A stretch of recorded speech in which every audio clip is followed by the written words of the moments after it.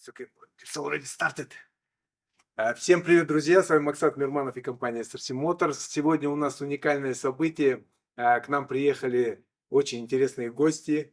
Один из них Дэвид Terrein. Это прославленный пилот, чемпион мира 93-го года в классе Формула А. Потом он еще был чемпионом мира в классе GT3. Yeah, NGT, GT3. GT3, вы знаете, насколько это сложная категория. На сегодняшний момент Дэвид у нас самый продвинутый проектировщик автодромов, картодромов на Ближнем Востоке, и по всему миру, собственно, и в год примерно 8-10 картодромов выходит из-под его руки, причем это такие самые продвинутые, спортивные, обгонные и современные с точки зрения внешнего вида. Также к нам приехал Otto Birznieks. Правильно сказал, Отто? Почти. Почти, да. Отто у нас из Латвии. Он так вот сложилось, он уникальный человек, потому что из Латвии он руководит очень большим объемом продаж в компании Sodi во Франции. Вот настолько он был ценный сотрудник, что Sodi сказали: окей, пожалуйста, будь в Латвии, но будь с нами. Поэтому Отто по всему миру владеет ситуацией, ездит и знает, что творится на всех чемпионатах. Причем он очень-очень продвинут в плане спортивного картинга, и потому что сам гонщик. Он Бывший уже. Бывший, да, ездил, очень много времени потратил на картинг, на Формулу 4. 4. Да? Ну, сейчас это 4, когда-то это был ADAC Masters, сейчас произвелся, опыт остался тот же. Вот. И самое главное, он очень хорошо владеет ситуацией по прокатному картингу, которым Sodi у нас, как известно, порядка 70% мирового картинга контролирует. Поэтому у нас, сразу скажу, у нас самый интересный, наверное, разговор у нас были вчера, который интересно будет нашей аудитории. Мы сидели в неформальной обстановке, и Дэвид очень много рассказывал о своем опыте, о том, как они тренировались, но об этом я вам расскажу потом, не спеша. А сегодня, пока у нас гости здесь, мы будем говорить на английском, где-то будем пытаться переводить, где-то, может быть, потом наложим перевод. Но, наверное, Отто, если не возражаешь, наверное, дадим слово Дэвиду для начала, да? Так как у нас Дэвид из нас троих, он единственный чемпион мира. Да. Пока. Есть еще время. Еще немножко, может быть. We just saw that you are the only world champion at the moment from us three, you know. There's still time, you know. You will say first. You still have time. No? Yeah. Welcome. Okay, David, maybe you can explain a little bit about your person, about your experience, about which championship you're taking part, which one you win, was your history, a little bit just for our слушатели, как For your followers. Yes. So my name is David Terrein. I'm French. I'm 47 years old. I started karting when I was 4 years old. The very first time. I started racing when I was 9. I won my first French title in the equivalent of the cadet classes when I was 11. I won the second French title when I was 16, just before turning senior. So I won the junior French title. Same year I turned senior and I won the World Championship in senior in Formula A, which is back in 93 when I was young. And then I raced Formula Ford, where I won the French and European Championship against a good driver, Mark Webber, which finished second, so it's good. And then I did Formula 3, Formula 3000, which was the Formula 2 at that time. Formula 3000 was the equivalent of Formula 2 nowadays. And then I was a bit short of budget to carry on racing in single seaters, so I switched to endurance races, where I won the sports car World Cup. So sports cars are like the cars from Le Mans, the prototypes. And that was in 1992. It was in 2000 actually, and in 2001 I won the FIA GT Championship with the Ferrari 360 Modena. And then I stopped racing. I still did 1 or 2 championships. I did the equivalent of the NASCAR championship, but in the Middle East, with a lot of ex-Formula 1 drivers. So I was racing against Jean Alesi, Johnny Herbert, Morbidelli, Villeneuve, Frenzen, and I finished second, tight on points with Johnny Herbert. It was a nice championship. We also had the Uwe Alzen that won the DTM. He was racing with us, so it was a very high level championship. And that was my last year of racing. And in parallel of that, I always went to school or worked. So the school was quite good. I love mathematics and physics, so it was okay. More than the French in the history, but but yeah, I did what I liked basically. And then I started working. I worked for the French Federation for 5 years. And then I left to the Middle East, where I opened pretty much all the karting tracks in the Middle East, which is about 15 tracks in the Middle East. Wow. In general, I created about 50 to 60 tracks around the world, indoor, outdoor, racing, leisure. So that's my job now. That's what I do. And it's great because I mix my passion with my job. So when I wake up in the morning, I need to You're a work. happy man, yeah. I'm very happy. Exactly. Sure. As David, as our followers, most of them is the karting drivers, karting fans. Could you please explain a little bit with who you drive when you was world champion, and who is the most professional for your opinion, or excepting you for sure? But what is your opinion? And it will be one question for our followers. Who do they think it's most crazy? I will ask him in Russian, but I think everybody suppose who is. Я просто говорю о том, что как я сейчас попросил Дэвида рассказать немножко о том, какая среда была гоночная в то время, когда он гонялся, с кем он соревновался, много известных имен, конечно, и охарактеризовать, может быть, кого-то из них будет это интересно. Но самый интересный вопрос — это кто был наиболее сумасшедший такой, знаете, я этот вопрос адресую вам, ребят, может быть, вы догадаетесь, потому что я не сразу, но догадался. Я думаю, вы тоже.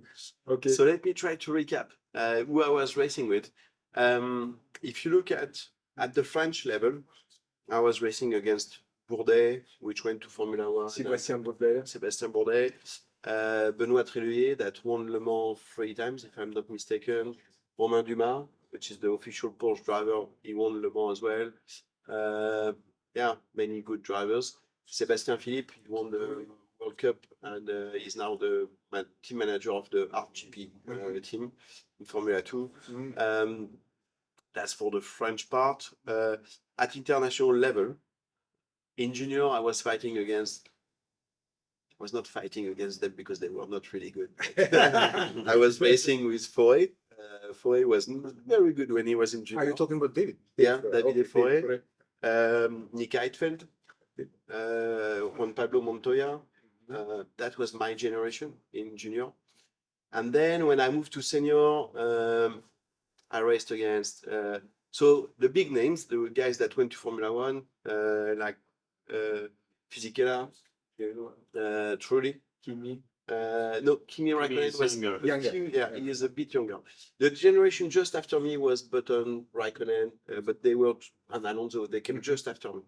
I'm a bit older than them, but yeah, it was Trulli, Fisichella. But then there's the big names that stayed in the karting, like Manetti last year. They were racing against Foray for the Still. for the I think Piccini also was in that time, yeah? Yes, but Piccini was racing in shifter classes, so he was not with me. But then in the big names that stayed in the karting, you had Cesetti, you had Mislijevic that won several world titles. You had the mom of Max Verstappen, Sophie Marie Kumpen, which was really good. There was Daniele Paria. There was a lot of very high level drivers. And Manetti, I think I said. Yeah. And then in the drivers that went to Formula One, Bas Lammers, for example, was racing against me. A lot of young drivers. Все знаменитые имена вы слышите, наверное. It was fun because in these days, you didn't know who would make it to Formula One. You know, for example, Nick Heidfeld. I raced against him in junior. I didn't know him at that time. He was not right at the front, and I didn't know him. Same thing with Montoya. But we all have different careers, you know. Yeah. But it was good. I mean, for me, karting is only good memories Mhm. because I started traveling around the world. I was 14 years old. Yeah. I raced everywhere. It was pure racing, you know. yeah, it was pure racing. Something where I remember my first races when I was 10 years old or 9, questioning myself. And my jaw were painful because I was so tense that I was like squeezing my teeth, you know, in the helmet. And I felt the pressure and I was wondering, what am I doing here? You know, I shouldn't put myself so much pressure. But end of the day, the pleasure of racing is so big, and the pleasure behind the wheel is so awesome that you forget about that and you just remember the good moments. And you enjoy the you know the moments and everything. It's Yeah. I agree with that. So it's only good memories from the car. It's a great memory because not only for you, because we see all the races, we know all the names, and for us it's a history which happened somewhere in the space, you know. And now the spaceman is here and The explain history is here. history is here, explain us how it was everything. You know, what's good is that, okay, we're talking about when I was racing karting. I stopped racing in 94. So it's exactly 30 years ago. So I was 17. I'm now 47. And when I say I only have good memories, 16 and 17, I cried a lot, you know, when I lost races, when I had to retire, when I had technical problems, when I had crashes, even if I didn't have a lot. But you have your sad moments. But when you're 47, you look back in the mirror and you're like, okay, these moments are the moments that helped me to build me as I am now. To learn a lot. To learn from Character. your character, to set your character, to make you stronger. Yeah. Because you learn from your defeats, you know. And in the racing life, I think you know, because a lot of also I think parents think about, you know, the part of the sport, etc. I think in racing specifically, you learn a lot in early ages mentally, and how tough it is, how tough you are on yourself, Yes. and those breakdowns, and you have that quite early in your life. Because it means so much, you know, and it's connected with the speeds and, you know, a little bit of danger and everything. And yeah, it's, You know, despite what some people say, karting is a real sport. Like Mhm. whether it's physical, It's not sitting in the chair no, and turning it's it not left like, and right. yeah. So if you look at big boss of big companies in the world, if they have 2 candidates for a job with the exact same qualification, they will choose the one person that has a sport background. Mm. And that's something that karting brings, because you learn so many things. You learn how to control your stress. You learn how to deal with the pressure. You learn how to work with a team. You learn how to push yourself, push your limits further. You learn how to focus. You learn what are the key elements, what you need to focus on. And that's important in the day-to-day life, in your job, in your life. And also, yes, you mentioned it correctly that also in the racing, there's so many components, so many components you need to follow all the time. It's I don't want to diminish any of the other sports, but in some sports, it's like, you know, you have one specific thing you need to do, and you need to do it very well, Running, and then you for will be example. very good. For example, but in racing, it starts with first of all putting in money, and then, you know, the conditions, the environment, the carburation, the chassis, the steering, mechanic, the mental part, and plus the 34, sometimes 34 other guys on the track, you know, You need who to know thinks what they're that they thinking are the also. best as well. You know, you're not the only one thinking that you will win the race. So it's It's true, and it's this combination, and you have the media aspect, you have the plus, sport yeah, aspect. and the further it goes, the tension builds. So you need to mentally and physically and in all components be very strong. And you know, I had someone working with me telling me, you as a human person, you're like a chain. You're never stronger than your weakest link. Yes. And the problem is that in motorsports, you have so many links. You know, you have the media preparation, you have the sponsor research, you have the marketing, you have the sport, you have the technical know-how, you have the driving itself. You have so many links. And if you don't work on your weakest link, your overall person, you will be weak. Because one day you will have a weak point. So if you want to be a champion, if you want to make a career and live out of it, you need to be strong in all the aspects. You need to work on everything.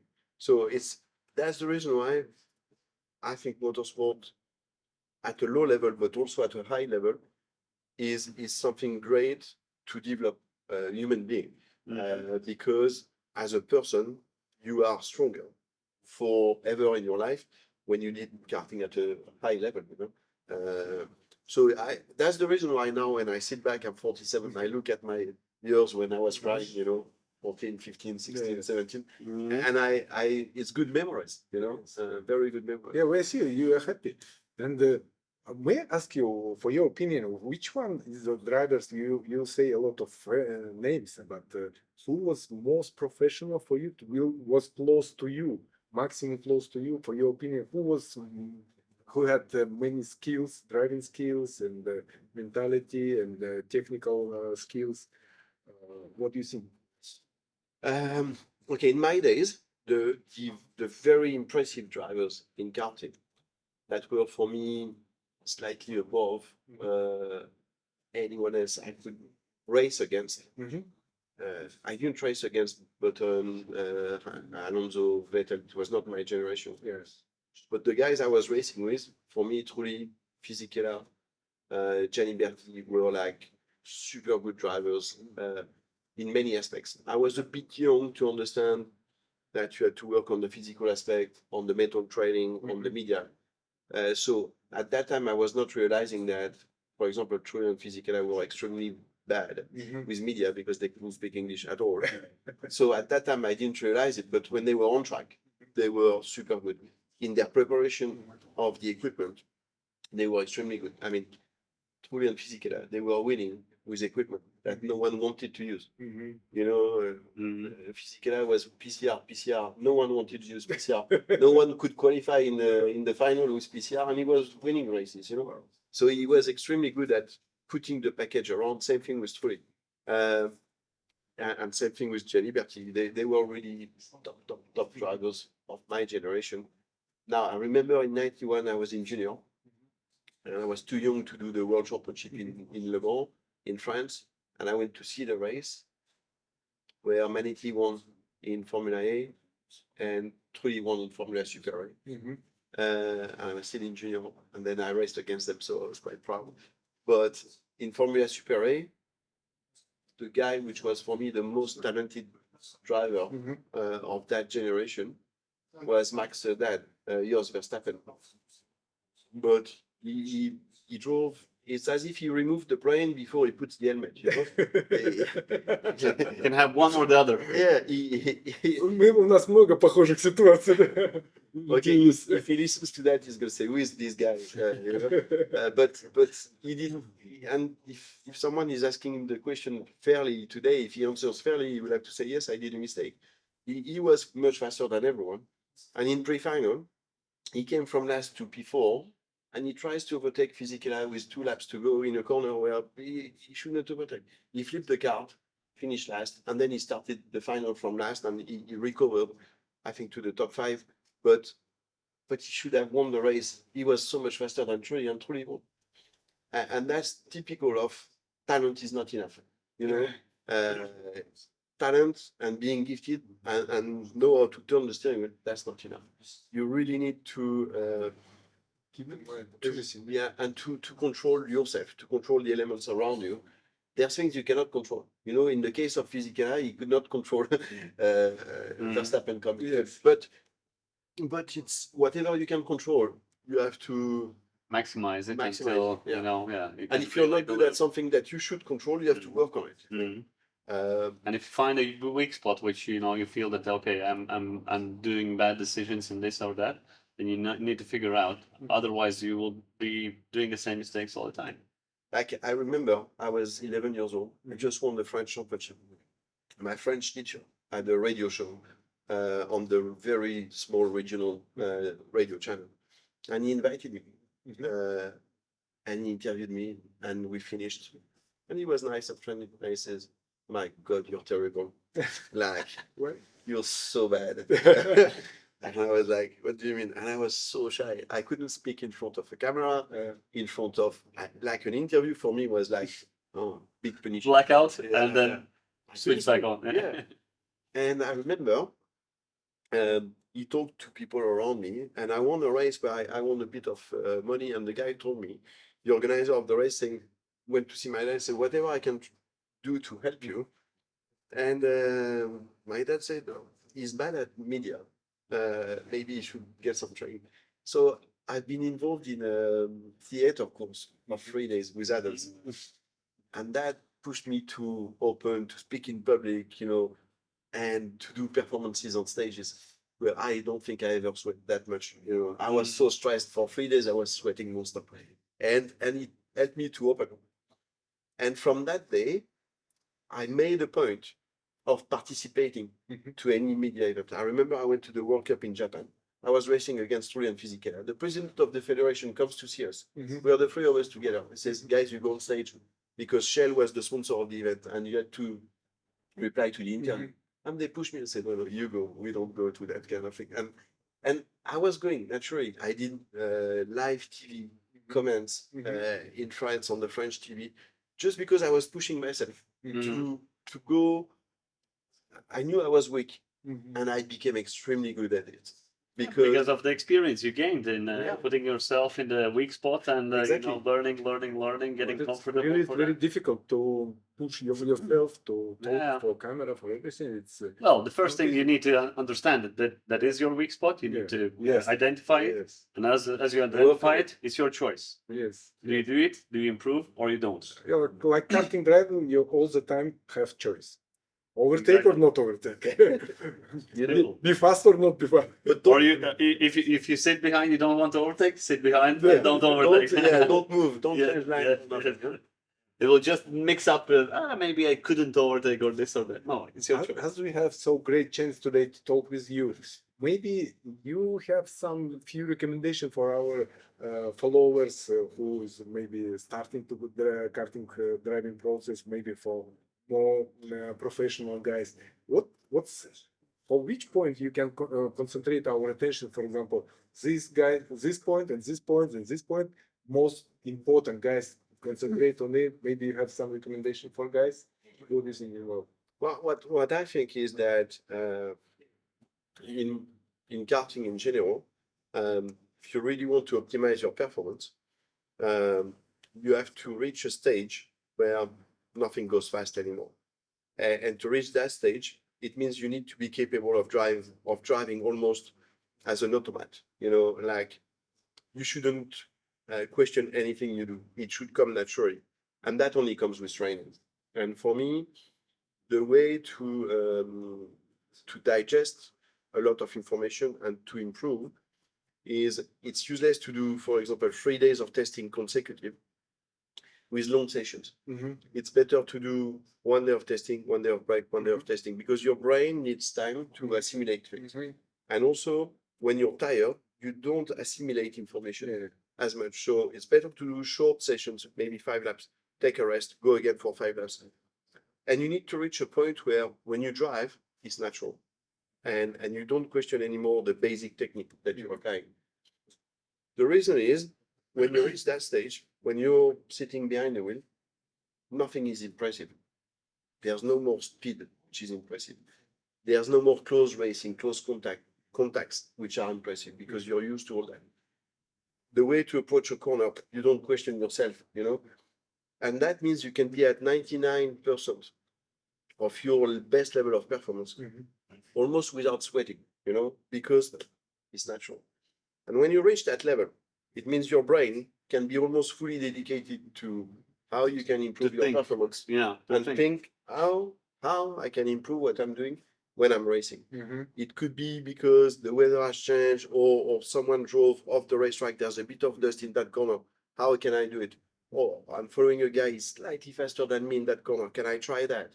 Or what he's doing differently. You can start to just do the thinking process. Exactly. And also work on yourself. Like you might have done the wrong choice in terms of setup. You might have a bit more understeering than what you were expecting.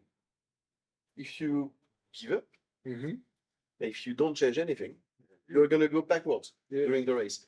If your brain is capable to focus while you're racing and you know your driving technique and you say, okay, what do I know that can compensate understeering? I can stay on the brake a bit longer. I can flick the car to give him a position, to give it a position which is compensating the understeering. there's a lot of things you can do behind You the can wheel. start to try. When you have the thinking process, you can gain even more information. Sometimes it can be you try something, it's maybe even wrong, but then you gain again more information. Something you Understanding, hey, okay, no, this was wrong, so it's opposite direction. Without giving it the thinking process, that's just your result where you stay. So basically for me, I'm not talking about all the links of the chain. I'm talking about the on-track thing when you're behind the wheel. Driving should become almost automatic to free up some space and some energy for your brain to work at 100% when you're racing. It's not like you should only think about the next corner. You should think about what you're doing. How can I improve what I'm doing? Not only by turning 5 centimeters later or earlier, with the old thing. How can I adapt my driving style to the behavior of the kart, if the kart is oversteering or understeering? So for me, that's the different steps, where the first step is to almost drive like an automatic. I remember when I was like at very high level in karting, I did one day of testing where I tried 16 different engines in one day. 16. Yeah. And 60? 16. One Wow. second.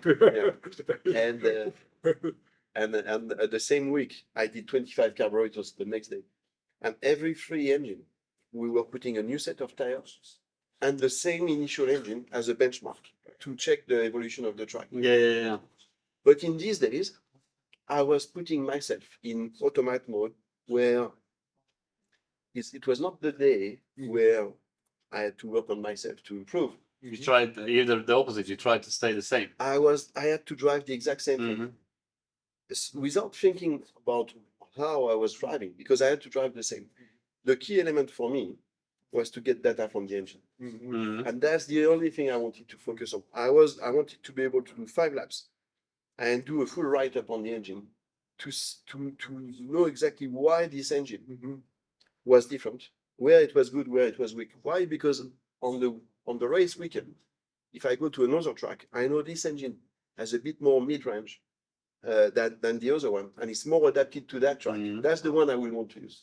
And I need to remember that. So you need to, on this type of testing, you need to dedicate your energy to what's important. What's important on this type of days is to identify which one of the 16 is the best and how the 16 are working. I think it works for Dynasty, not for men. No, but it's. I mean, I know that karting has changed. I know that there's no more driver testing that many engines, and the practice has changed and it's more limited on race weekends. But what I think that in my days at my level, what made the difference between a good driver and a driver winning championships was exactly that. How much, how comfortable you could be to drive like an automatic and to focus everything else in terms of energy to go faster. And if you can be at 99% of your best performance without thinking, the day you start thinking and the day you need to get that extra 1% because you're fighting against someone where you need that 1%, it's quite easy to pull it out. And it's easy to pull it out without doing any mistakes. If you look at Max Verstappen in Formula One, why is it better? His level of performance when he drives at 100%, his level of mistakes is very low, almost close to 0. And when you can do that, then you become super strong, because the day you need that 1% to be always at 100%, because you can drive at 99% without thinking. The risk of making a risk by doing that 1% more are almost close to 0. And that's what you need to, not only to be fast, but to be consistent without making mistakes.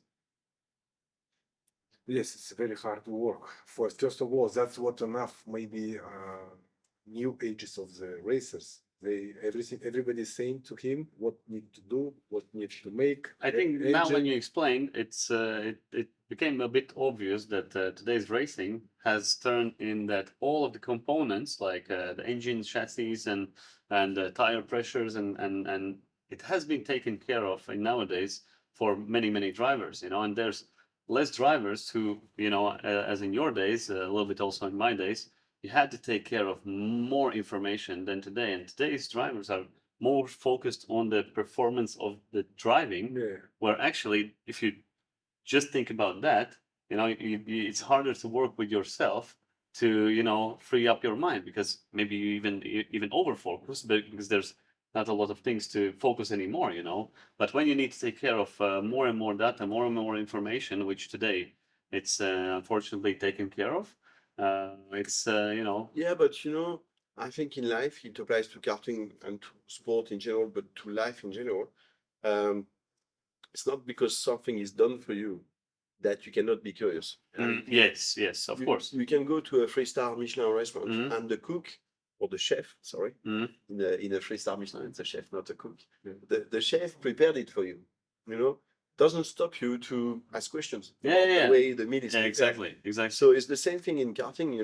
Today's to correct myself, today's racing is not tended to that. Exactly. It's It's not- prepared, but you can be curious and you can learn, and there is still drivers who are curious and who learn things daily. Usually they are better than the others. Exactly, Yeah. exactly, and that's how you define, and you see those drivers outperforming others. Who has been prepared. They can drive well because everything is prepared and they drive well. But the difference, you will always see the difference. And if I remember the guys which had been extremely successful in F1 and that came through karting, they were so passionate about the technical Mhm. aspect. Like Alonso in karting was a beast. He knew everything. Michael Schumacher, same thing. Mhm. A lot of Vettel, same thing. So much aware of what's happening technically on the kart. It would And, be hard to name a guy who wasn't. Who Yeah. became. True. To be But honest. I have a story to tell you. Mhm. Something that happened to me. In Paris, we had a race every year for more than 10 years with Formula One drivers. Mhm. Because, You mean Bertie? yeah, in Bercy. One second. By the way, David is a 5 times champion of the Bercy Championship. Yes. And so one year, I'm invited at the prize giving of a magazine in France where I just won the World Championship. And I'm supposed to give the prize of the best sportsman of the year to Michael Schumacher. Mhm. So I'm supposed to be dressed with my racing suit. So I come on the podium and I give him the prize. And after it's finished, I didn't know him. After it's finished, we are guided to go and sit next to each other. So I start talking to him, and on the other side, I've got Flavio Briatore. I should have signed a contract that day. But I mean, it was great for me. And Schumacher starts asking me questions. You can see Sodi card, on the suit. He's like, "Oh, I saw you have this very special card, Futura, blah blah blah." Yes, questions.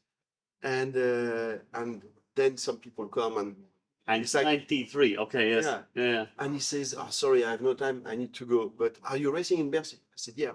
So he's like, "Okay, I'm gonna take time in Bercy to come and see you. So you explain me how it goes." I'm like, "Okay." Okay. So I'm in Bercy, and my mechanic runs to me. I'm in the grandstand looking at the race. And he's like, "There's Schumacher in our pit. You have to come." So I come. He is with David Coulthard at that time, Pedro Lamy, and there's plenty of journalists around. And he comes to see me, and he pretends he wants to know how the chassis works. So I explain quickly. And then he takes me apart. He's pushing the other drivers that are racing against him. And I'm racing with the karting drivers. He's racing with the F1 drivers.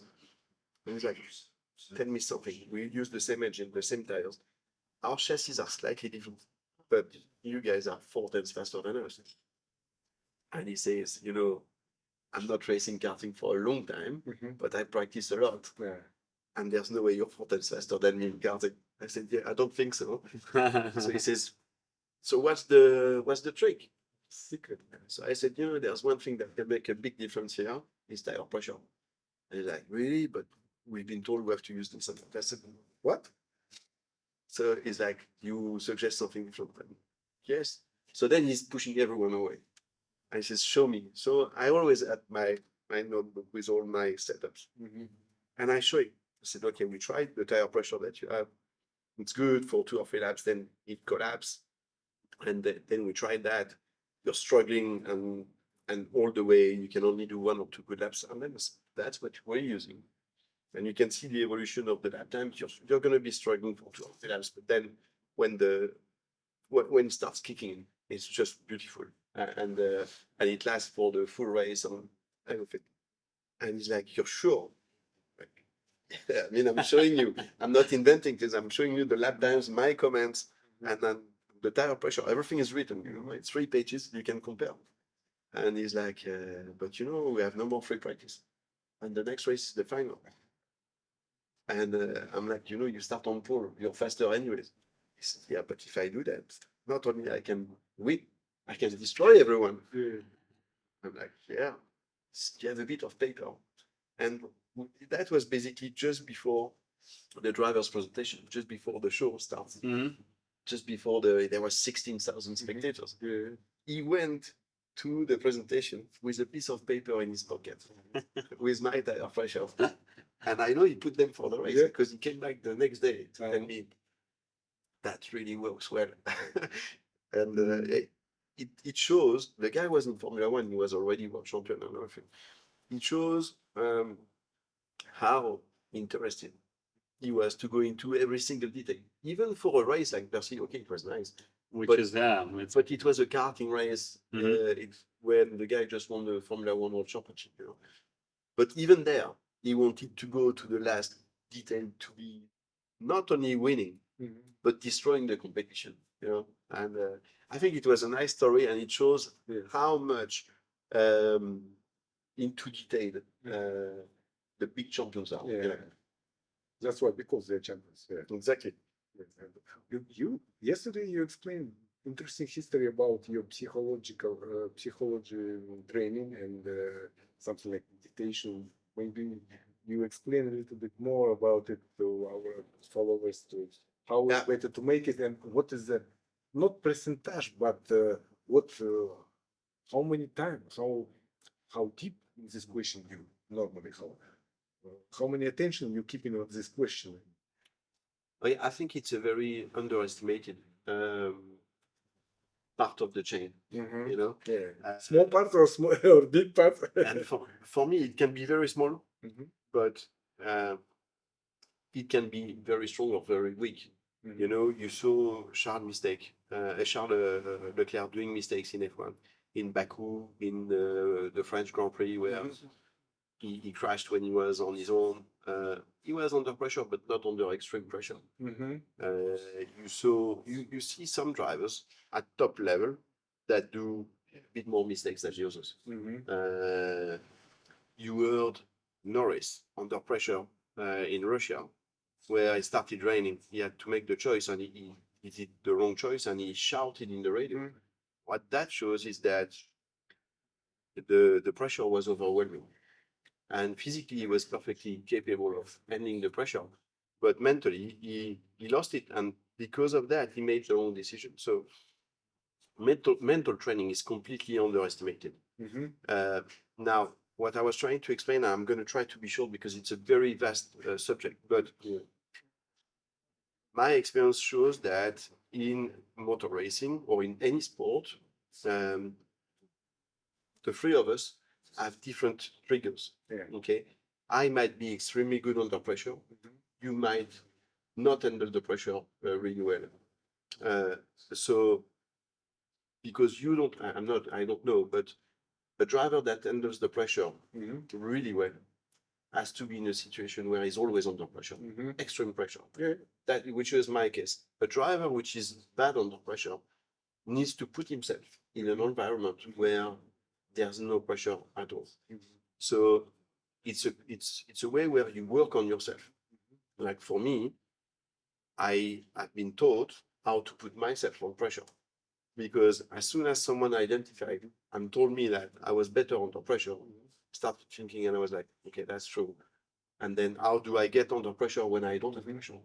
How do I put myself under pressure when I don't have pressure? And it's a lot of tricks that you learn about yourself. But on the opposite, the driver which is not good under pressure, he has to create an environment around him where he has to talk to his teammate and he has to tell them, whatever comes, this, if we have this problem, I don't want to hear about it because that's going to pollute him and put him under the pressure that he cannot stand. Mhm. You know, so it's the first trick is to identify if you're better under pressure or not under pressure. Mhm. Then the second thing is to learn and to work around creating the environment which suits your personality. So, or you create pressure for yourself, or completely the opposite. That for me is the first element of the mental training, which is identifying who you are and putting yourself under the best condition. Then you have other steps of training where you can do a lot of mental visualization. Nowadays, this can be replaced a lot with the training on simulators. But in my days, it didn't exist, and we did a lot of training just by, mimics to try to replicate the lab, gear shifting and everything to really, we were training, without the simulator in our head. What I'm told. It was a simulator. Yeah. And then there's things to evacuate the problems where even if you are better under pressure, there's the pollution, you can be extremely good at media, you can be extremely good at public relationship. On a race day, these are polluting. So whether it's an hour or 2 hours before the start of the race, these polluting elements are taking some energy away from you.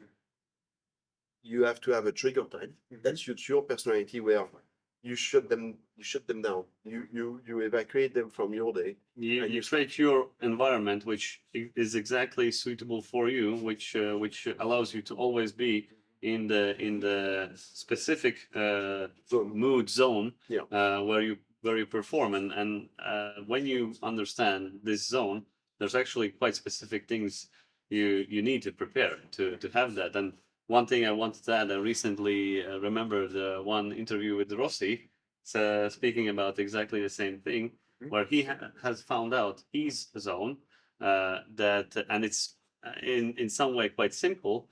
He just needs to be late all the time. At one point, his timeline, he needs to be late. Then he feels comfortable because then he doesn't have time to make too many decisions, just the right ones. And in the critical, like it's critical, and we just do dun dun dun dun dun dun. If you have a lot of time, you start to overthink and this. So he needs to be delayed, and he needs to rush, and then that's when he feels the most comfortable. But that's probably because he's better under pressure. Yeah, exactly. So and that's how he keeps himself constantly under pressure, until the start, and that's it. You are on the rush already before the race. So before the race, you're racing to get there, and then on the race you just do the same thing. So yeah, and that's very tricky to say that, but in motorsport, the first person you have to beat is your teammate. So your first step is to understand yourself, to deal with yourself. But the minute you understand how your teammate works, you can play with him, because if you know that your teammate is better under pressure, the thing you're going to do is to try to keep him in a comfortable, yes, at all times. Only once on the race you make pressure to not start. No, but if he likes pressure, don't ever put him under pressure. Or opposite. If he doesn't like pressure, you're going to put pressure on him all day long. You know what I mean? And maybe it's bad to do that, but it's life, it's sport. If you want to beat someone, it's not team sport. It's not a team sport, And so. Well, at the end, the team sport is created from the data collected when both of them, or sometimes like in go-karts, we have even more team members. When you try to outperform each other, and the best way is the competition, the inner competition. So of course, at one point there is a sportsmanship, but you and I, and everyone has had teammates, and nobody at the professional level hasn't had a thought that, hey, we're teammates, and you try to perform each other. There's the mental side where whatever happens in the team, you have to beat your teammate. So if you identify he's not good under pressure, you will want to put pressure. If you have a chance to make sure that the mechanics like you better than they like him, you're going to take it. You know what I mean? Because you know that if one day they need to work to change an axle in 2 minutes. Mhm. You need more than your mechanic. You need 2 or 3 of them. They are gonna all do it. If they don't like you, your car might not be ready on time. You know. So it's all these tricks. That's the environment that you create, which is part of the mental training. And then there's the technical aspect. There's a guy that I think is very underrated in Formula One, which is Carlos Sainz, because he's been racing against Norris. Before that, Verstappen, but Norris, Leclerc in the same team. And they have all been declared by all the specialists of F1 as all future F1 champion. Verstappen is. And he's always been beaten, but he always managed to beat them on a regular basis. And when he was beaten, he went back. You know, when you're beaten, you have 2 ways to react. Or you go Perez way and you collapse. Or you go Sainz way and you don't question yourself. You know that what you're doing is good enough to be a tenth or 1.5 tenths of the pace. And you start looking, where is that tenth? And that's exactly what he does. He goes back to the technical part. He works with the engineers. He looks at the data. He learns. And usually it doesn't take a lot of time for him to do so. It's 1 or 2 races, he's back. He's extremely reactive. And that's something that everyone is underestimating. That's a mental strength to know that you're already extremely good. You made it to F1, and you know that the guys that people are announcing as all the future F1 champions, they are beating you by that much. It's nothing. So you know you're good. You're not going to collapse because you're 1.5 tenths of the pace. That's you're that gonna, much, yes. Yeah, you're going to work on that 1.5 tenths. And that's where you can see different personalities. The guys that collapse, the guys that go to work. And I think science goes to work. And everyone estimates that. And it's... As we can see today, just to try to wrap it up around the mental training, I think it's underestimated. The only guy I heard in motorsport talking about it is Grosjean, because he had problems to make decisions fast, which is for me a bit different from the mental training, but it's part of it. But he's the only guy that I heard that was courageous enough to talk about it. Now, I don't think you should talk about it, but I think you should work on it. Because at the end of the day, what you want is to beat the others. And as I said, the mental training is one of the links of the chain that makes you stronger or weaker. And you don't need to tell the others that you're working on something that they forgot to work on. You know, you actually need to do the job. Exactly. You need to work on it, and don't tell anyone, but you need to work on it like super strong. Just a last example about that, which happened to me, is that when you work on your mental, you have to work at the same time on your physical aspect. And that's what my trainer told me, and I couldn't believe him. He said, if your mental training is above your physical training, then your body is keeping you below your peak level of performance. And I couldn't understand what he was saying. Now, an example that happened to me, I was in Formula 3000, no free practice, just qualifying session. I went out on a track I didn't know. I look at the data acquisition. I learned the track on the PlayStation. I went to walk it. I went to do a bicycle. I rehearsed it in my head. I came out on track. I knew which corner was flat out. I knew where I would change gear. I knew exactly what I would be doing. Except you're not in automatic mode because things are coming mega fast because you don't know the track. So that's where my mental was strong enough to know that this blind chicane in 4th gear, I could do it flat out from lap 1. And I did it because my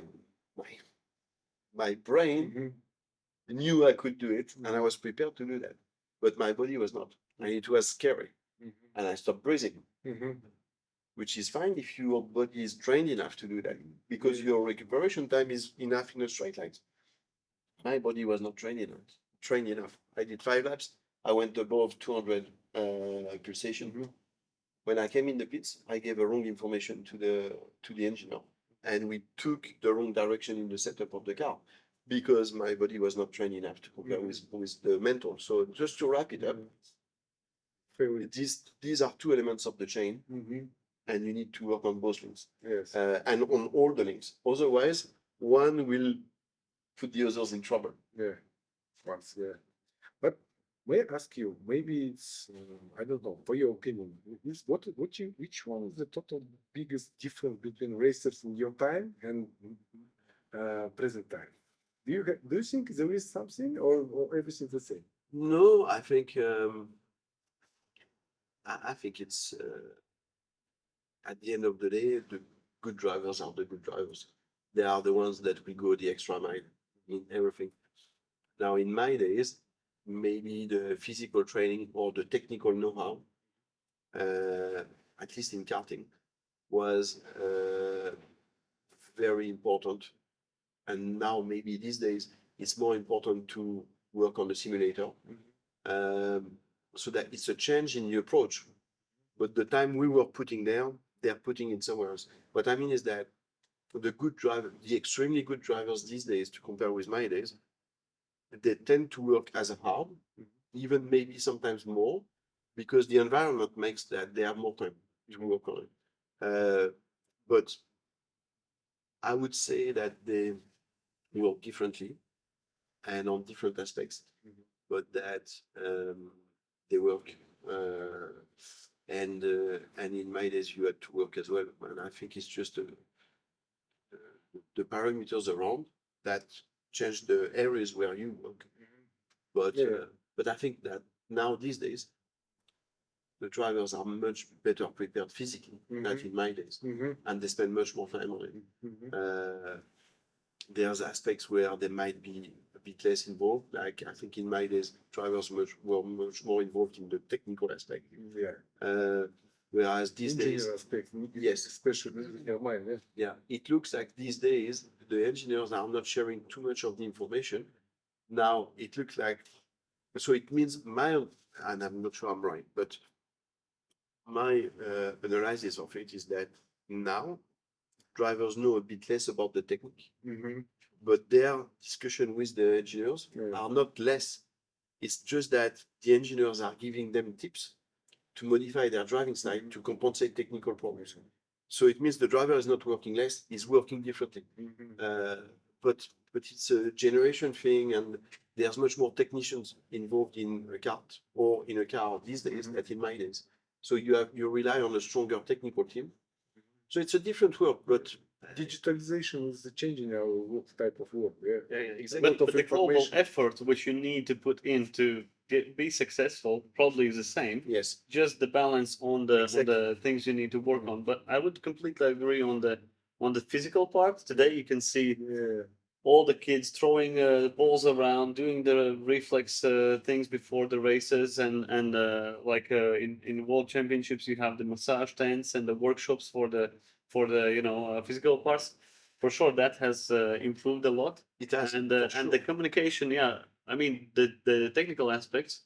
You need to communicate with sometimes even that guy. Back in the days, you didn't have that guy. You just had a RPM meter, and you exit the corner, you see 11,000 or 10,000. That's how you know you were at that time. Yeah, exactly. You have to remember your highest RPM. Yeah, today database is Micron or Unipro or whatever, and so that will probably stay the same, and it's probably right to be that way because it will not go back. So today is just moving different ways, but the workload you need to put in to get the result. It's equivalent. It's equivalent. Yeah, as we talk about it, Otto, may I ask you, as Otto has a lot of experience to work with Marek Stolzermanis, as you know, is the father of Thomas, which is a very famous racer at the moment.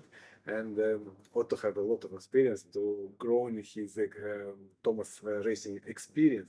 Maybe you can explain some funny moments or something special. What you're in memory, which making Thomas more stronger, more faster. Maybe you can share us some of the there was some things which we kept in the team, which we learned to the guys a bit differently. Some of one which we can share, like for example, I don't know how it's in different teams, but especially in younger ages, you can see that at one point kids start to look behind more often, and sometimes, of course, and it's difficult to teach the guys when it's important, when it's strategical, you know. But looking behind the shoulder is something where, for example, I have always thought that if you put someone under pressure and they start to look over the shoulder more than they should, it's a sign of weakness, you know. And I that would have just to use the exact same word. it just feeds the drive for the guy behind. And if you start to look behind, Yeah. hey, come here. Come on, You know, baby. Your mind already, you know, I'm gonna eat you alive, you know. Exactly, and then the looking behind eats our nerves as a coaches, and sometimes guys in practice start to look behind, Yeah. and it just becomes instinct, you know. Yes.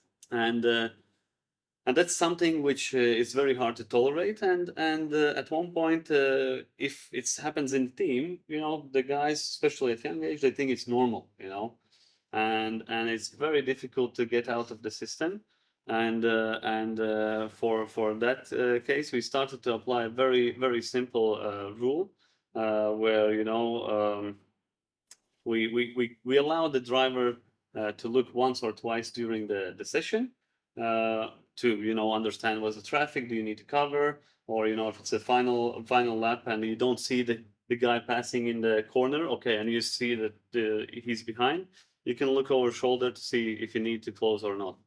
But when it was extra, then we had a rule that if you do an extra one, then usually there's someone from the team who sees and counts the times you do it extra.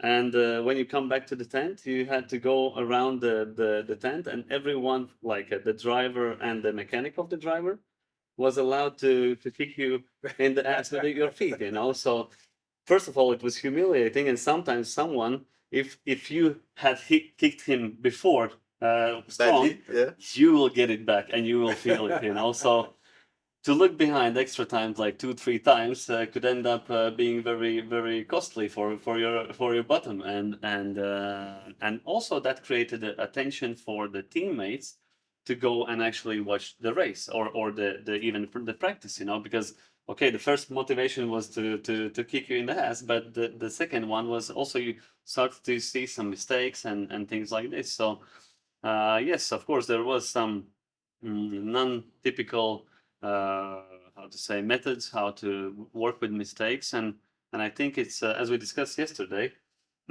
you need to work with specific drivers in specific ways, and what works for one Yeah. doesn't work for everyone, Sure. and also maybe even the same methodology doesn't work for everyone, because maybe someone feels more humiliated, and then it gives on the so you need to work individually. And as I said yesterday, always there has been also guys that you see that if you push them too much and they start to underperform, and sometimes you need to just go to a track, even when they are not micro or mini max, you just show this and show this, and they start to drive, you know. So But it is. if I remember correctly, you just explain us one funny moment with overtaking. If you overtaken Yes, I or will not explain in all detail, because that one race was quite special. But yeah, we applied the same rule for what we saw the half overtakes. What we call half overtake is when you move out from the behind of the driver, and if you don't do overtake, then you are just wasting time. You are going out of the line and coming back. That's already time. You know, first of all, You're wasting time. that's You are, tire. That's yeah, it. you are putting dirt on your tires.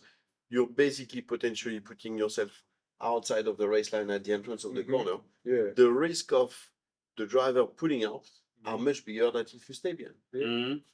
And also, so for some drivers, we applied the rule that also if you pull out and you don't do the overtake and you pull back in, you will get kicked. In Thomas's case, we even went to extremities that we took him off the sessions. So even if it was like lap 1, lap 2, lap 3, if you pull out and you come back, the session is over. I think maybe it was Thomas and someone else, but for the good drivers, just to prove the point that it's very serious and you need to take care of that. And yeah, because sometimes you stay behind, and what happens is that you stay behind, you understand that you do like a half maneuver in a place where you cannot actually overtake because maybe he's a bit quicker because of the engine or because of the exit of the previous corner. If you stay behind, yeah, maybe you will spend one full lap, but you will understand, okay, he's quicker in that part, but he's way slower in that part. Yeah. So you start to prepare an overtake where you actually make a small gap.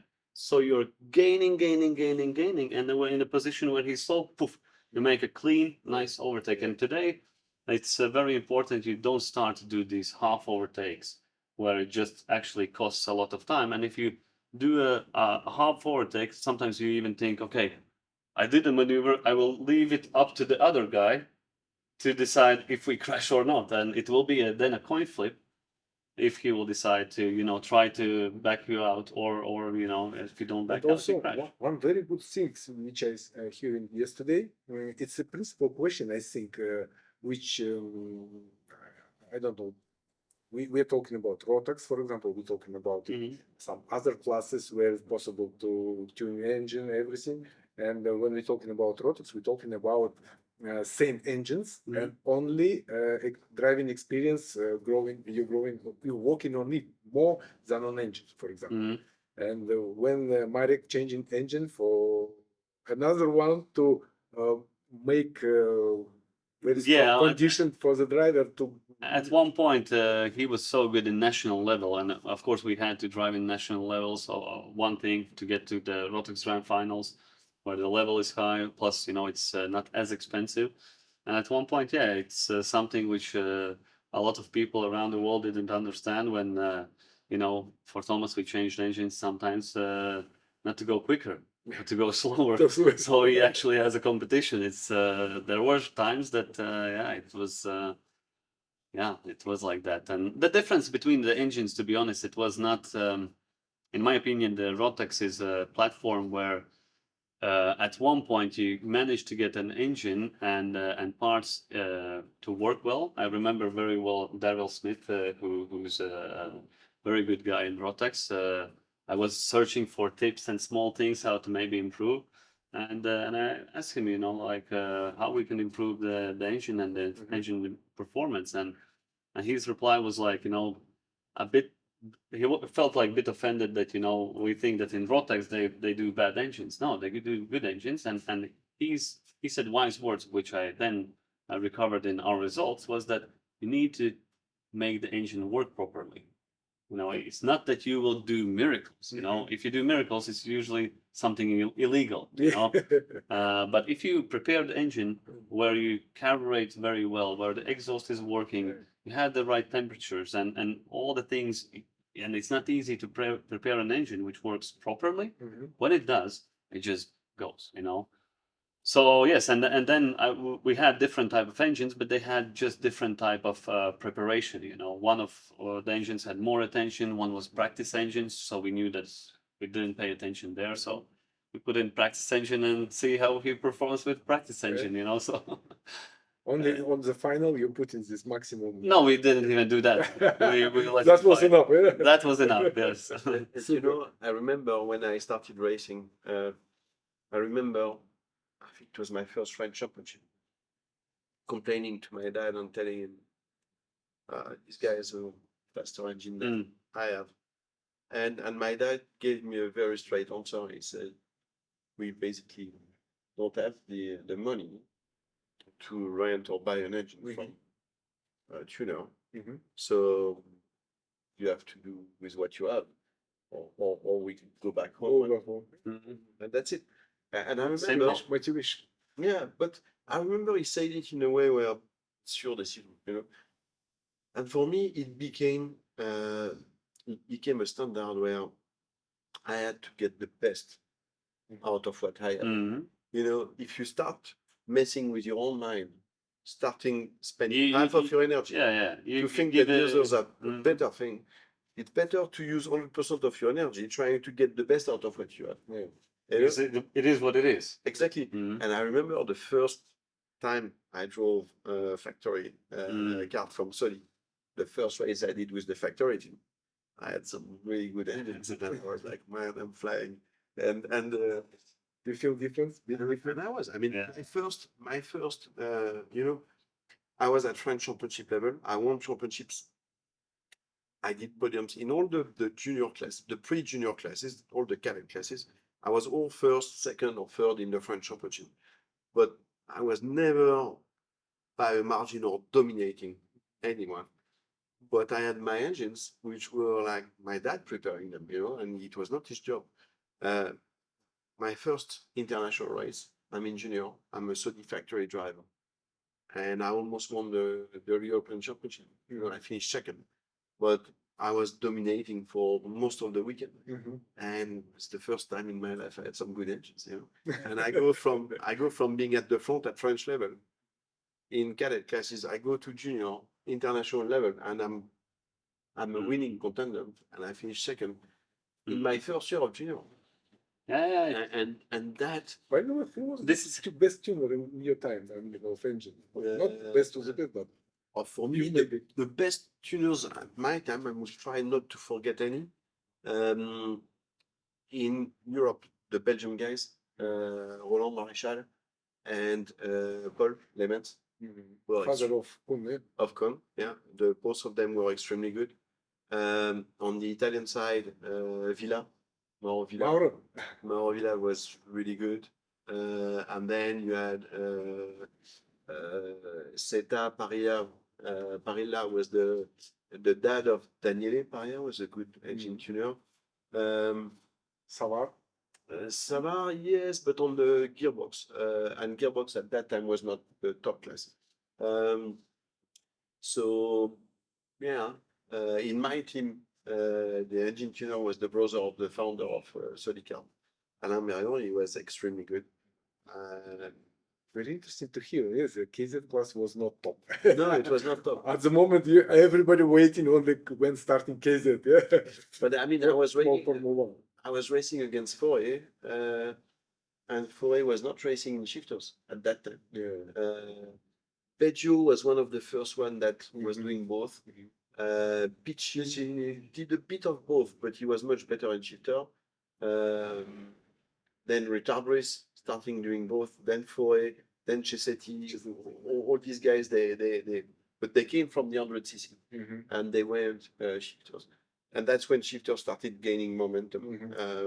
But it was not. If you look at the generation from before, the big champions of karting were the champion of all time was Mike Wilson. He never drove shifters. You know, so there's been a shift towards the shifter. But in my generation, the true champions were not in the shifter classes.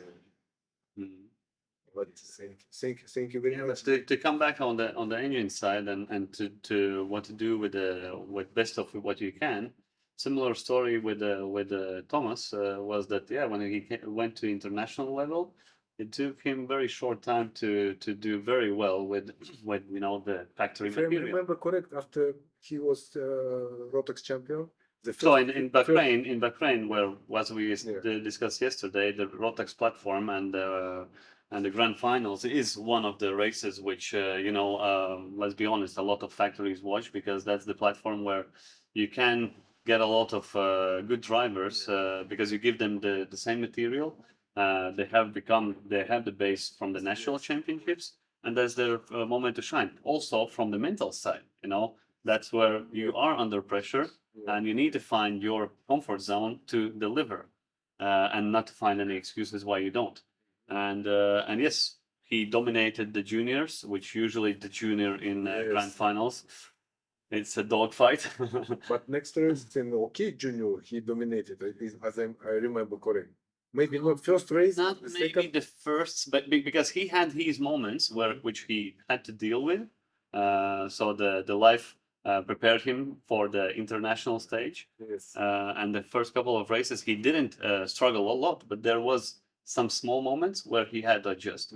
And once he adjusted, as soon as he had the right material, the chassis setups and everything, there was races where he dominated, and also again not with the easiest material, so because he stayed loyal with the energy guys, and yeah, it was from there he was the guy to always follow. So, and then again, this is because the base of him was not having always the best, and you need to deliver with what you have. So today, just to come back, the moral of the story is that today there's a lot of. I remember my time when I used to work with the racing team. There was fathers. They just start to drive, and they start to hear all the talks about the engines, chassis, etc. And they say, "Hey, we need a better engine." Yeah, but you are 1.5 seconds off, and it's your third race. I remember once it was the best story of what I remember in this subject. I think it was second or third race for a guy who actually came from Sodi World Series base, from rentals, and he came out, and his family was always coming to watch the races. And somehow the mother was always a little bit more in, like pushing. The father was financing it, but he was a little bit away. And she came to me after the second or third race, after knowing like nothing in the go-kart. And she was going to me, "Why my son is not driving Tony kart?" Wow. And she has listened something somewhere. Her son is driving like 1.5 off the pace. It doesn't matter if he's driving on 5 years old Gillard, Mac 1, Sodi, or whatever, or the same Tony, old or completely new Tony car. There will be no difference, And what I used to say to our drivers, of course, depends on the region and category, etc.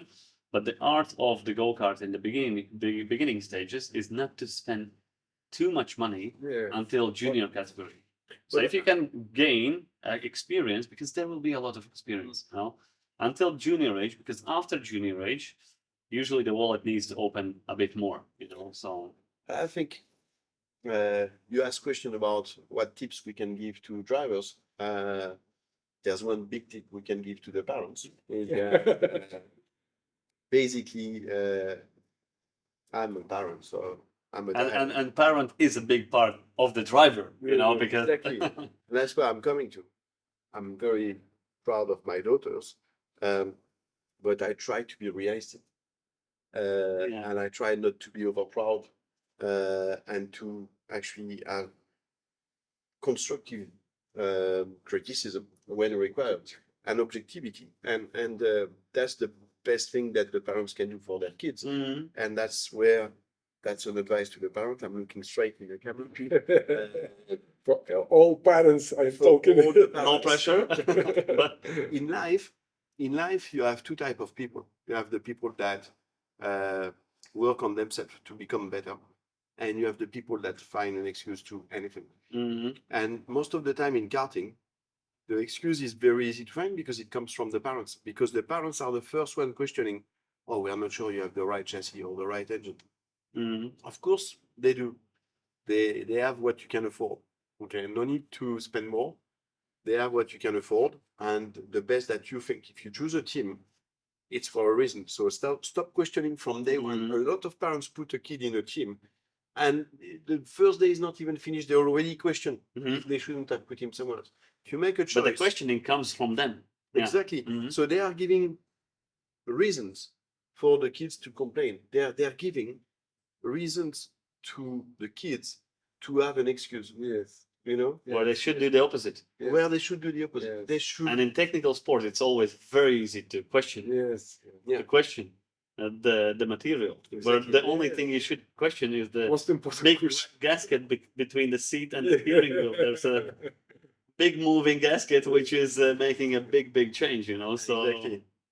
Don't forget, for the parents, the most important thing sits between the seat and the steering wheel. For the driver, not the helmet. The driver.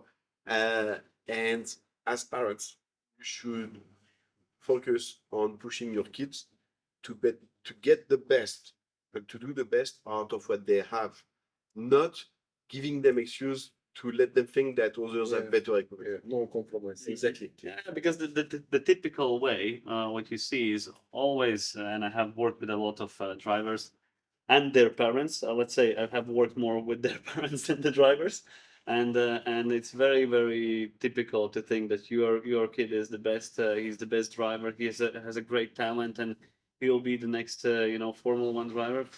It's typical, and. But to get to Formula One and actually being the best driver, there's a long road, and it starts from the very bottom, and it's very. I understand from the parents' point of view, it's very hard to not to get your expectations very high, especially when the cost is there, and yeah, but I mean, it takes a lot in life to actually be objective. Because you're not always the best, because you're not always as good as you would like to be or you want people to believe you are. So it takes a lot of self-analysis and a lot of, not compromise, but you have to be not self-centered, but self-conscious about where you are, what you can do. And that's something you need to teach your kids. You have to be self-conscious. A lot of parents think their kids are the next F1 drivers. Also, one important thing I think is that when you start to do something, you of course start to put on some targets, and especially in the starting stages, you need to put realistic targets. Because a lot of times people come in, sometimes they don't even know Question the of target. coach. Coach also, you need to trust to him and his he offering you. Yeah. You need to keep it this. And usually it's race by race, realistic targets. Even in the when you start the practice and until you finish the race, you should go like step by step, not like win. And if there's no win, it's a disaster, and you start find excuses. So I completely agree. Setting targets, realistic targets, is and even small ones. Yeah, is one of the key elements.